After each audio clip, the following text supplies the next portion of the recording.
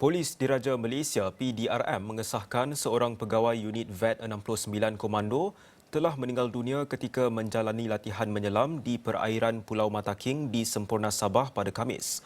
Ketua Polis Negara Datuk Seri Muhammad Khalid Ismail berkata, pegawai berkenaan diberikan bantuan kecemasan dan rawatan awal di lokasi kejadian sebelum dibawa ke Hospital Semporna untuk rawatan lanjut.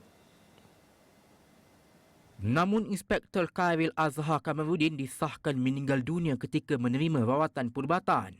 PDRM kini menjalankan siasatan terperinci bagi mengenal pasti punca kejadian termasuk penilaian terhadap prosedur latihan dan penggunaan peralatan.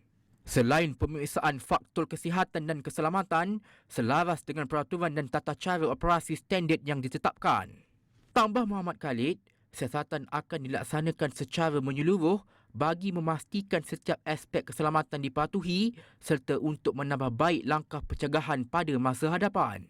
Dalam pada itu, seluruh warga PDRM merakamkan ucapan takziah dan simpati kepada keluarga Awayalham.